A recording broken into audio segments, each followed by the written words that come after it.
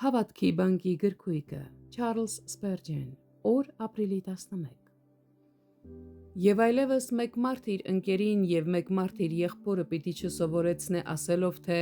ճանաչեցեք Տիրոջը, որովհետև նրանք ամենքը պիտի ճանաչեն ինձ, նրանց փոքրերից մինչև նրանց մեծերը, ասում է Տերը։ Երեմիա 31-34 խոսք։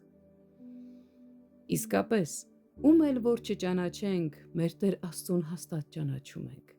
Այսօր հենց մեր փորձով ենք զգում, որ այս խոստումը իրական է, և դա փոքր բան չէ։ Ամենափոքր հավատացյալն անգամ ճանաչում է Աստծուն Հիսուս Քրիստոսի միջոցով։ Իհարկե, ոչ այնքան լիարժեք, ինչքան կուզենայինք, բայց միանշանակ իրական ու ճշմարիտ կերպով ճանաչում ենք։ Մենք ոչ միայն նրա մասին ինչ-որ վարդապետություններ գիտենք, այլ հենց անձամբ ենք ճանաչում նրան։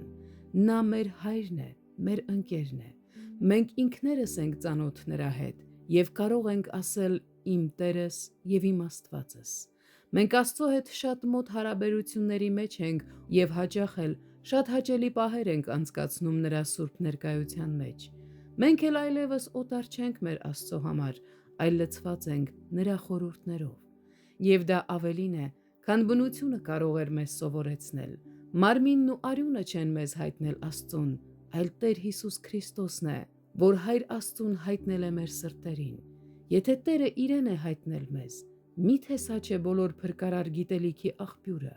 Աստծուն ճանաչելը հավիտենական կյանք է։ Այն պահից, երբ սկսում ենք իրականում ճանաչել Աստծուն, արդեն իսկ ապացույց ունենք, որ վերածնվել ենք և կենդանացել։